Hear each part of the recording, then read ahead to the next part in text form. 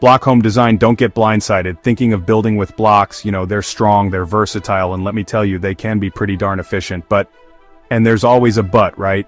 There are some catches, some things you gotta watch out for. We're gonna walk you through everything you need to know to design a block home that's built right from the foundation up. Stick with me, and you'll get a block home that's built to last.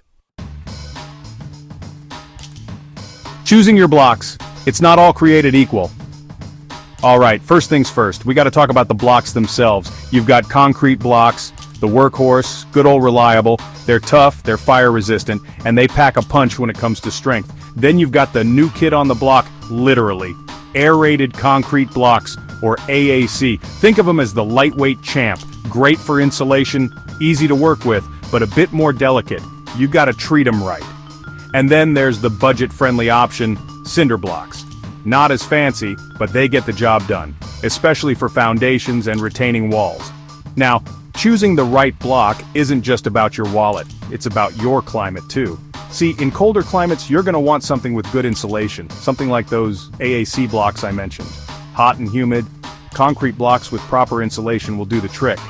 And if you're on a tight budget, cinder blocks might be your best bet. Just make sure you factor in extra insulation costs. Don't let anyone tell you this is a one-size-fits-all situation. You gotta consider your needs, your budget, and your climate. Remember, this is your house we're talking about, not some cookie-cutter project. Make it yours, right from the blocks up. Building smart faster, but don't cut corners. One of the best things about block homes, they go up fast. We're talking faster than traditional brick or wood framing. Why? Those big blocks mean fewer joints, less messing around, and that translates to less labor, which means you save money. Time is money, right? But here's where some folks get tripped up. Just because it's faster doesn't mean you rush the job. Foundation still needs to be rock solid, literally. Leveling has got to be spot on, and you can't skimp on the mortar. You rush the prep, you pay the price later, and that's something I never want to see.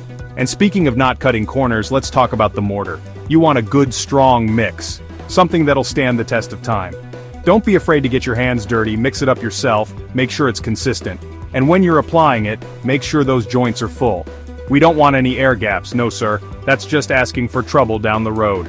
Remember, even though it's faster, you gotta treat it right. Pay attention to the details, don't rush the process, and you'll have a block home that stands strong for years to come. Now let's talk about keeping your block home comfy all year round. Because let's face it, blocks aren't exactly known for their thermal hugging abilities. They can be downright cold in the winter and a furnace in the summer, but don't you worry, there are ways to beat that. First off, internal insulation. Think of it like a warm sweater for your walls. Foam boards, spray foam, even good old-fashioned fiberglass bats, all great options. They create a barrier against the elements, keeping that heat in during the winter and reflecting it away in the summer. But we're not stopping there. External insulation is like the winter coat that goes over that warm sweater. It creates an extra layer of protection, keeping your home even more comfortable and saving you money on your energy bills. Plus, it gives you more design options, so you can get the look you want without sacrificing comfort. Now here's a little trick of the trade. Don't forget about the small stuff. Windows, doors, any gaps or cracks. Those are all little leaks that can suck the warmth right out of your home. Make sure they're properly sealed and insulated. It'll make a world of difference, I promise you. Remember, a well-insulated home is a happy home. So, take the time to do it right, and you'll be living comfortably for years to come.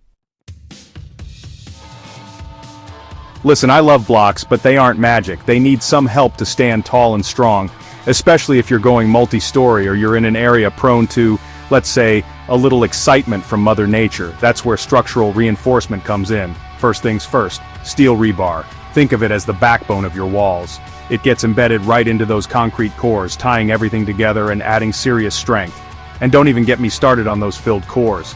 Concrete, grout, whatever your engineer specifies, that's what you use. It reinforces those walls like nobody's business, making them strong enough to withstand just about anything. Now here's where things get a little tricky. Lintels and beams. See, blocks are great for walls, but they don't always love carrying the weight of roofs and floors on their own. That's where these guys come in. They distribute the load, taking the pressure off the blocks and making sure your home is safe and sound. Don't forget about your local building codes. They're there for a reason, folks. They'll tell you exactly what kind of reinforcement you need based on your location and the design of your home. Trust me, it's better to be safe than sorry. Remember, a strong home is a safe home. So, invest in the right reinforcement, follow the codes, and you'll have a block home that can weather any storm. Look, I'm not gonna lie, blocks have their quirks. They're a bit like that friend who's always got your back but can be a little high maintenance sometimes. But hey, nobody's perfect, right? Let's talk about some of those downsides and how we can tackle them head on. One of the biggest things is moisture. Blocks can be like sponges, soaking up water if you're not careful. That's why you gotta have a good waterproofing system in place, both inside and out. Think membranes, sealants, proper drainage, the whole 9 yards. We want that water going away from your house, not into it. Now AAC blocks, those lightweight champs, they're amazing for insulation, but they can be a bit fragile during construction. You gotta handle them with care, make sure they're properly supported, and don't go dropping them from the roof. Trust me, I've seen it happen. And let's talk about aesthetics. Blocks can be a little, well, plain Jane on their own.